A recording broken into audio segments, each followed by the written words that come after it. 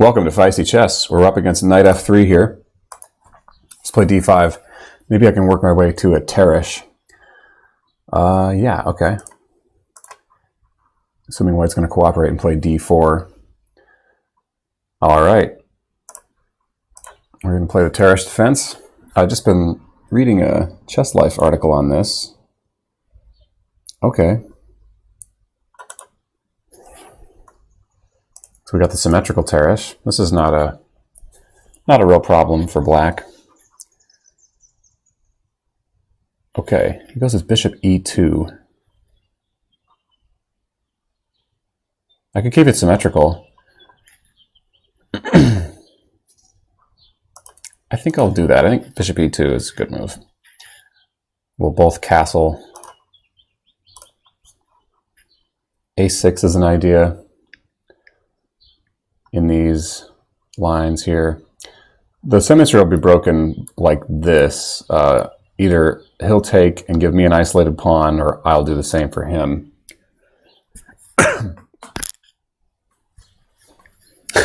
Super copycat game. 7 moves of copycatting, basically. Not exactly, but interesting transposition to completely symmetrical position here. I would, if I were white, I would consider a3. Intending the next move to capture on c5, and then when I take back, he can kick with the bishop. b4 gains a tempo. Okay, he's jumping in knight, knight e5.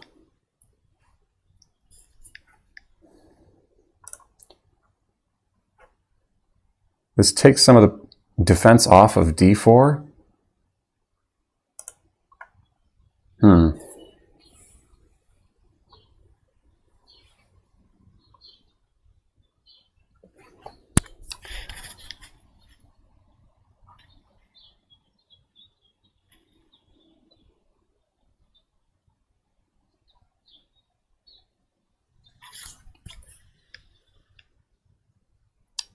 Huh.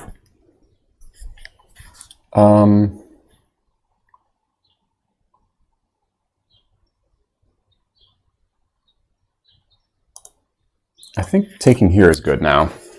Might be able to... Well, he can recapture with the knight now if he wants. I don't think that's good, though. Okay. Looks like I have triple pawns, but I really don't.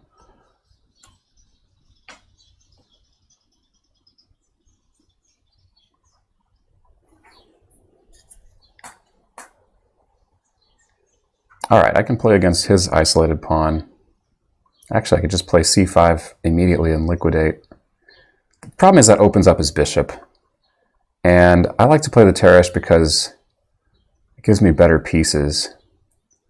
I could play e5, doesn't look like any good.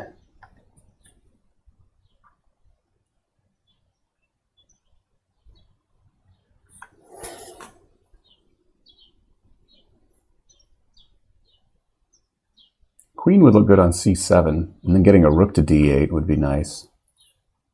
So, okay, I'm going to play queen c7.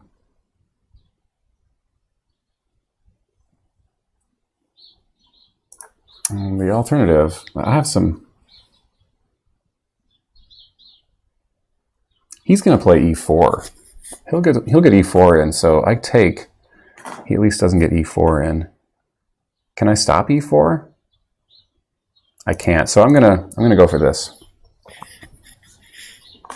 I really don't want him to get e4 in. Now I've got an isolated pawn to play against, but he does too. If I do this, can he just push?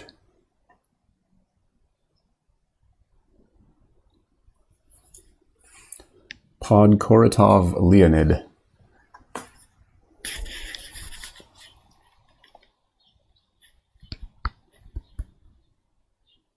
I have a nice long diagonal for my bishop here. So this is not a symmetrical position at all. He can't push, it just loses a pawn, doesn't it? No, it doesn't. It doesn't.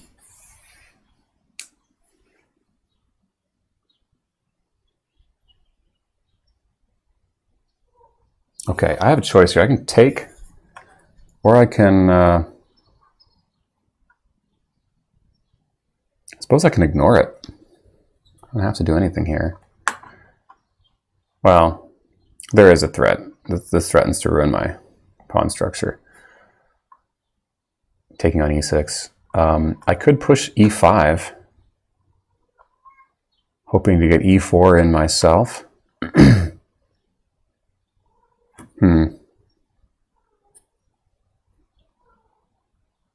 Nah, I'm gonna take. I don't want to give him that big pass d pawn.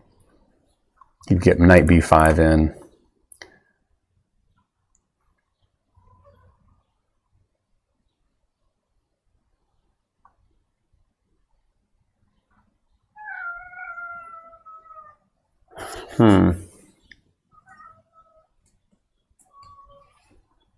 Okay, I got bishop choices here. Bishop d6.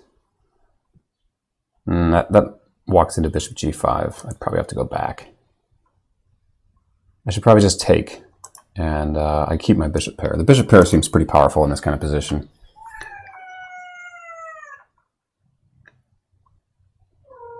So I think, yeah, I got to go rook here, but my rook is very happy there anyway. Okay. What am I missing? He hung b2. He played that immediately.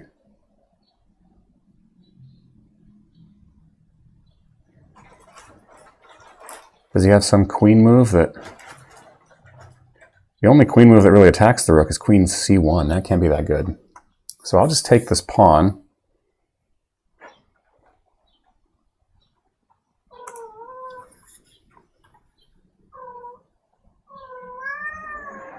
Okay. Trying to line up here. Where's my rook want to go?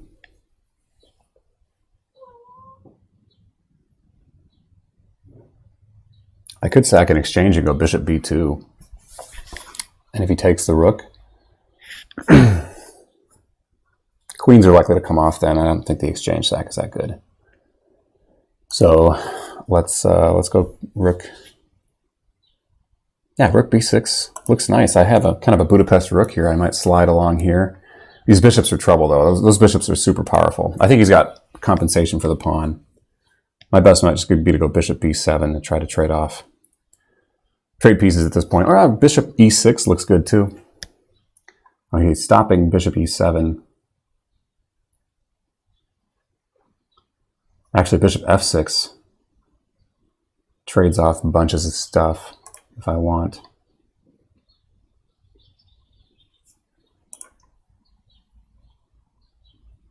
Yeah, let's go bishop f6. His bishops are too powerful sitting in the middle of the board there. Thankfully, my rook guards this third rank here. So if he takes, do I want to take with the queen or my rook? Gain a tempo on the queen. But getting the queens off with a pawn down would be nice. The thing is, I can't hang on to this pawn. Queen takes, rook takes, and rook to c8. I have no defense for that pawn. Let's take with the rook. Okay. Seize the initiative here. Then maybe bishop e6 to follow, and then I'll be able to support c5.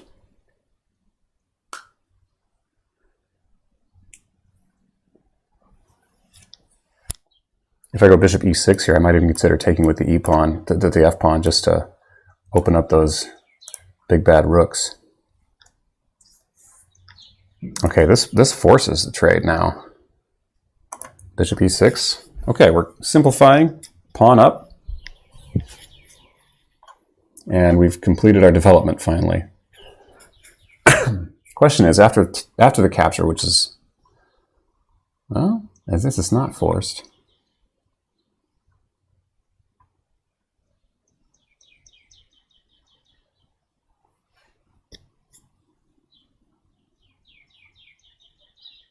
Queen b6 or taking immediately?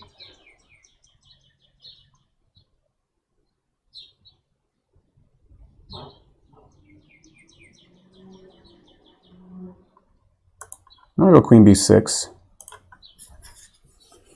Got lots of support on e6 now.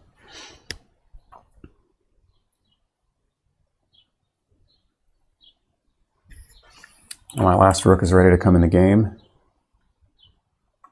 Okay. Okay, he's going to get a rook to my 7th.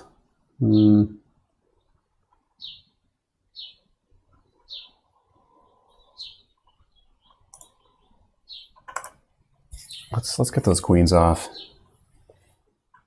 He has to take the queens off if he wants to get a rook to the 7th.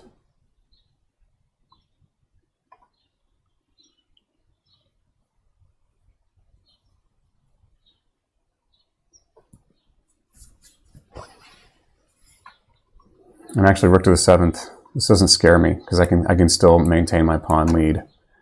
He gets his rook to the 7th, but I go here. Okay. Okay, he's attacking that pawn. He's attacking both of those pawns.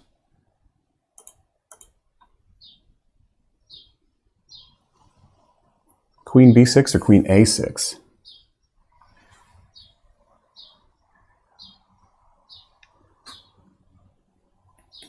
Now he'll get both pawns back. I can't defend it with this rook because I'm leaving mate hanging. He can just take with the queen. I need some counterplay here.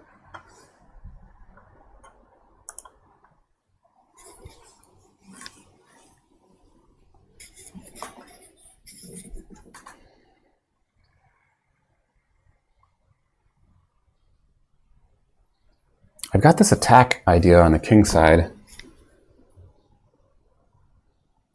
Maybe rook h6.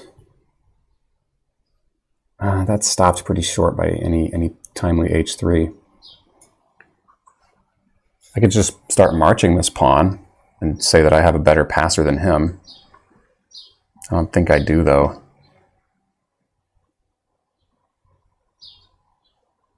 Queen b6.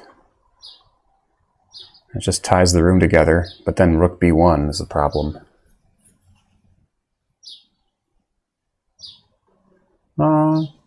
Okay, rook b1 and queen c7.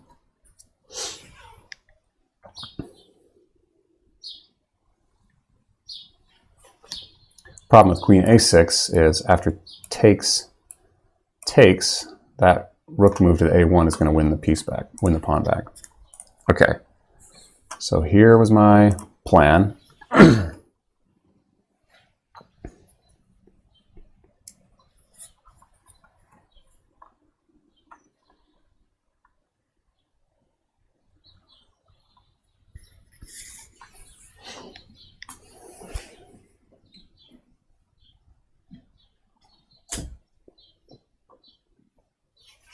Okay, I think it's time for passed pawns to be pushed.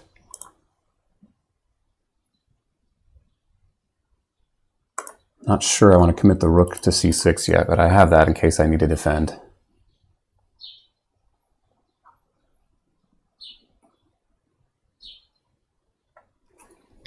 Okay. Let's just get rid of back rank mates before I make any other decisions here. Okay, now I can go queen b6. That's sacrificing my pawn, my extra pawn, for an attack. Queen f4 is another idea. No, then queen takes a7. So queen b6. I've also got rook c8. Just get that rook in the game.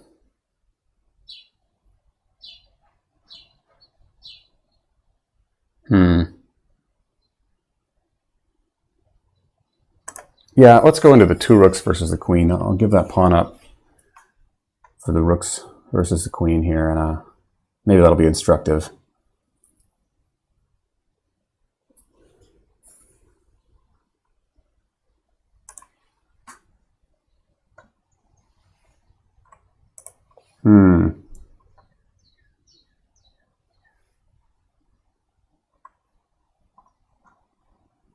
Well, maybe we just... He's got everything right lined up against it. Maybe I just support that thing with all I've got.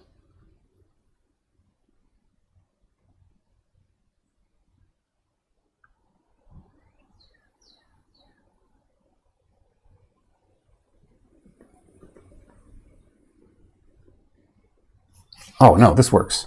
This works. Okay. Okay.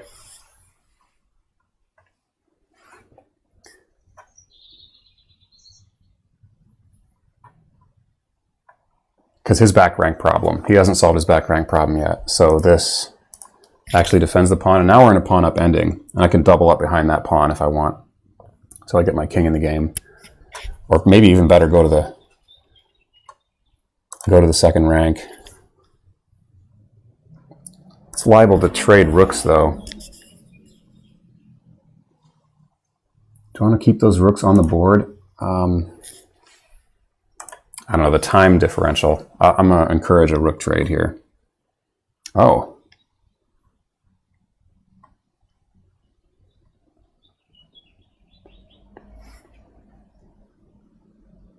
I can go for 2 rooks on the 7th. If I push...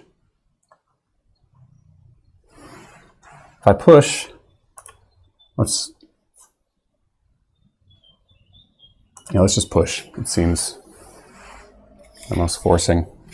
And then we'll get this pawn up rook ending. Which I'm not sure if that's actually a draw or a win. The rook pawn, this is such a common ending with kingside pawns and 1 rook pawn left on the queen side. So here we go. We are up a pawn in an ending, but then again, all rook endings are drawn. So how do we want to do this? Well, that's no choice.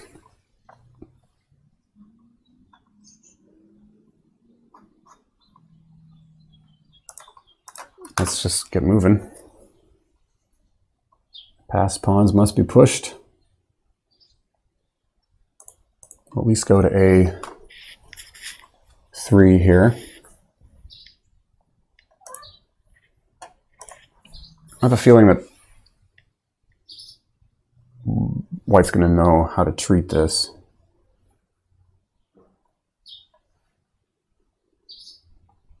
Okay, that's a good move.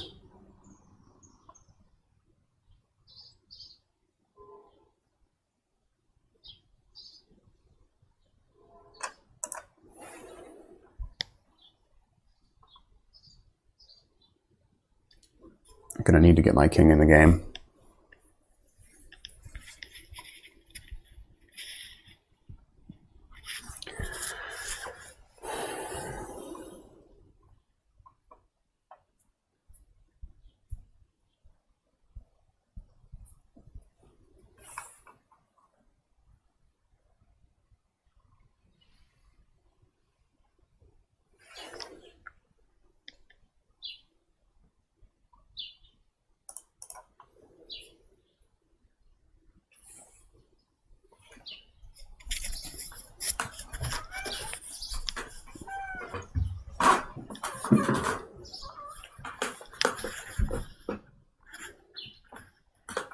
I need to play a rook here. Okay, he's going to try to keep his king sheltered from by these pawns.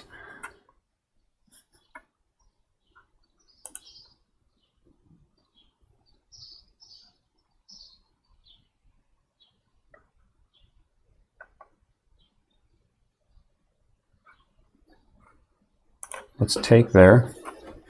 And now we're going to push A2 and see if we can't grab this pawn. We're probably headed for a draw here.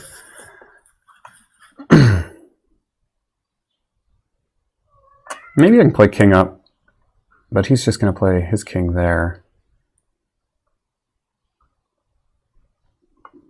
His rook can never come and take any of my pawns here. So let's just get the king involved. I might have a win here.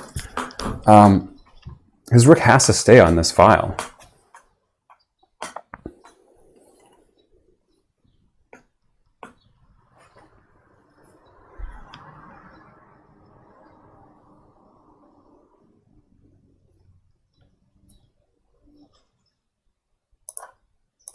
Okay, we'll just slide over here. He can't follow me because I have a rook check. He can do that, however.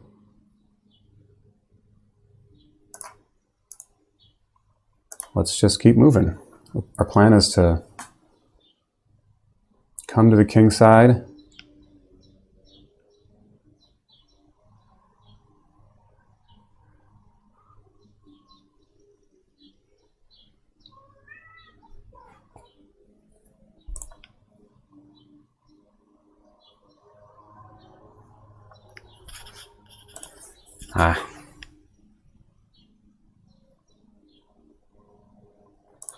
Let's just keep on with the plan. I'm imagining a draw with black sacrificing his rook.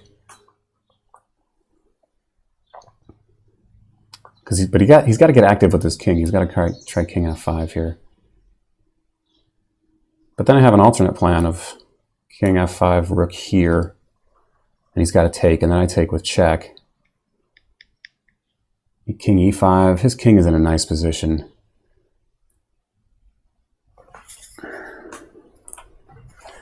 Oh, that's a huge mistake. That's a huge mistake. You got to keep the king sheltered by the pawns.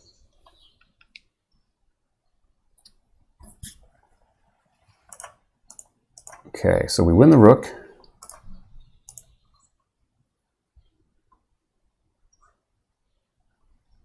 And this is, okay, it's going to be like this, is it?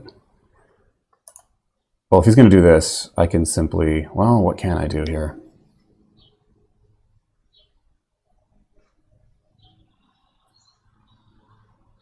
This is probably the best. Now he has to play up there. And now I just get my king in position. He has to make a move that gives something up here.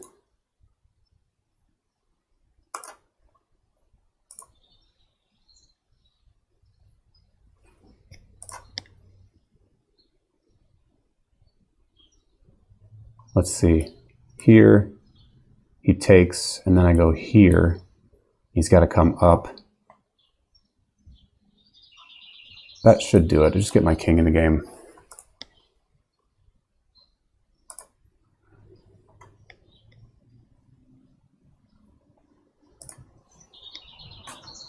Didn't want to stalemate him.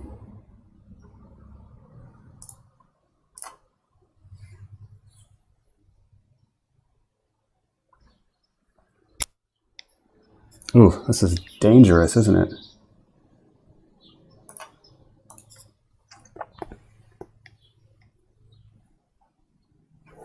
I wish I had more time. I should have played this first.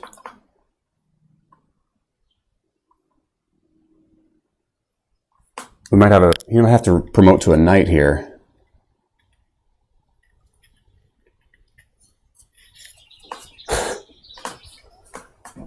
He's got to go either here or here. Oh, okay, this just loses.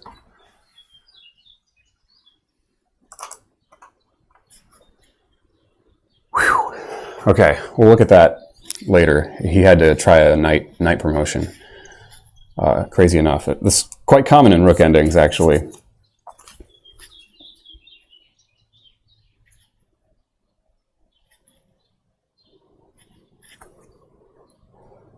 There he goes for the knight. Okay, he's going to make us do this. No, he's not. All right. All right, good game. Feisty ending there. So let's start from the top. Very symmetrical game. Some would call this a boring kind of game, but I got a pawn advantage somehow. So yeah, just simplifying a lot. He's got a structural advantage here, but this move just hung a pawn with not much compensation. Let's see what the computer thinks about this. Let's go to the analysis board. And bishop f4 probably is not... Yeah, it's just a dead even looking game. White has a bit of an advantage. Yeah, bishop f4 just drops a pawn. Rook b6.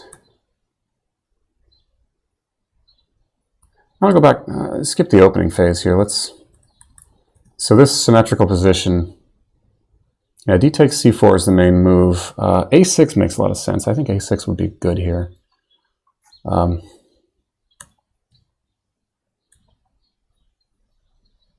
95. It's only been played one other time. And this was not played. Okay. All right.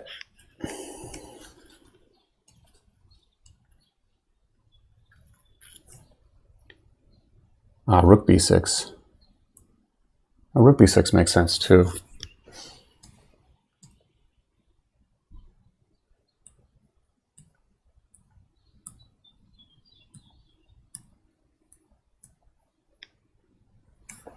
Okay, I'm playing very well according to the computer. Rook d8. Okay, that's good. Likes rook d8 a lot better. Now he piles up on the pawn. Oh, rook b6. Rook b6 makes even more sense.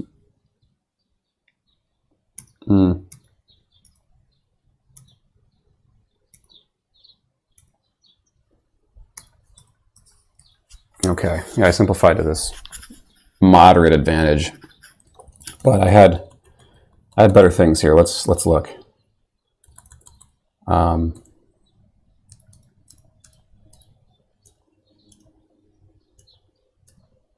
Yeah, that's not a good move for him, apparently. Rook d8. Here's the line. Rook d8, and then take care of the back rank, and now we get h5, huh? I would think rook d2 is good. No. Oh, that gives up the back rank. Yeah, we should take care of our back rank issue. And I did that here.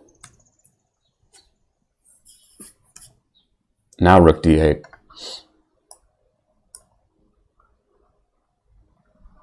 Can't he just take care of his back rank issue? Now queen b6. Rook f3. That's one way to defend. Rook takes, queen takes. Queen c5. I don't think queen b2 looks more forcing. But... well, okay.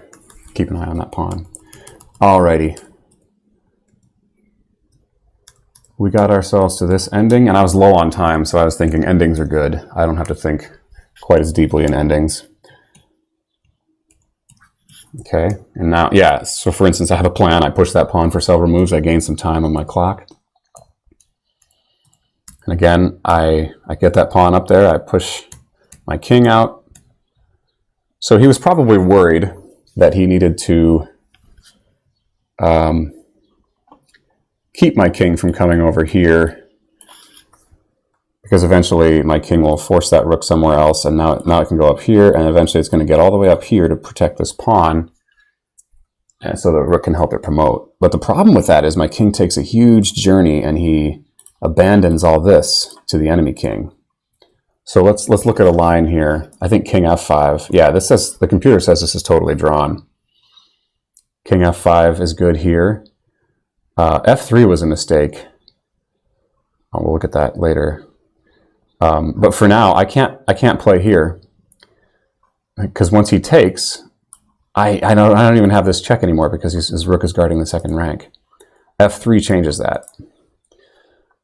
But anyway, if I execute my plan here, king f6, king b6, rook goes to a8.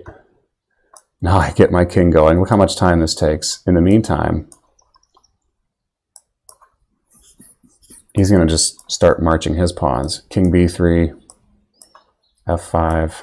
Now rook b1. It's apparently better than rook c1. It probably doesn't matter. King g6. I would just push. Just keep pushing that thing, right? And then this is a draw.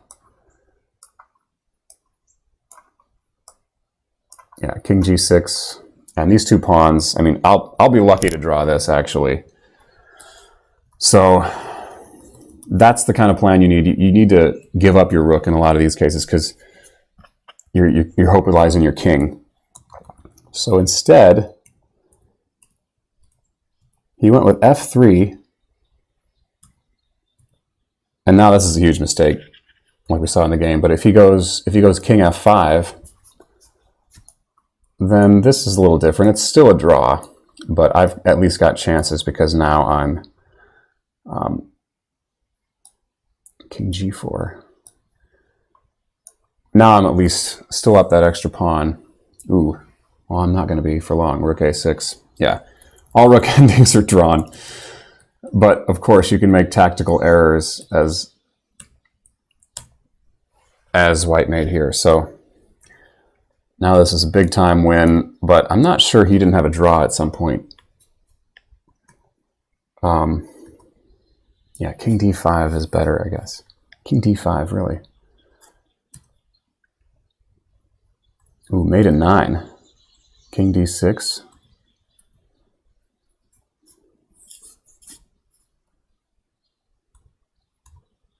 I suppose one simple plan I have that I didn't think of is just this rook move. And now he can just push, and I come here.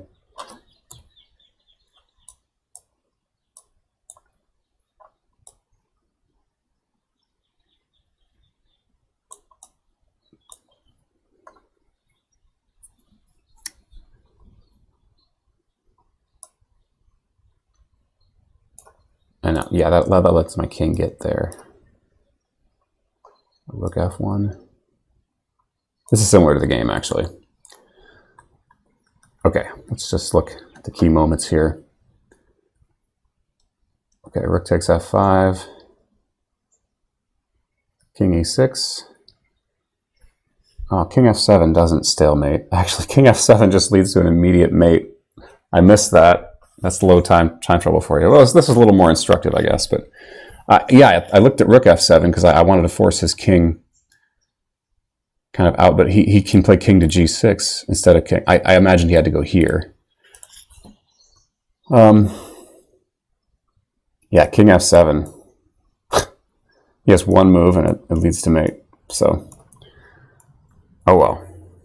Shouldn't miss that stuff. So rook f7 is still winning, but now it's difficult. King goes to g6.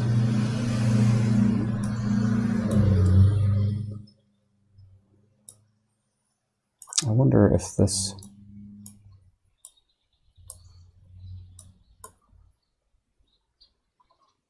Oh, this is still a... It's tactical. These positions are quite tactical. He goes here, and I go king.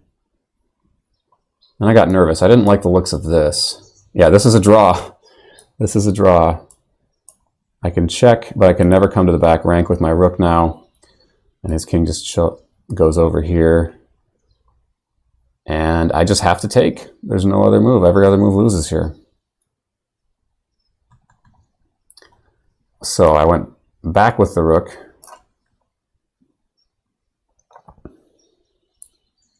Now this check.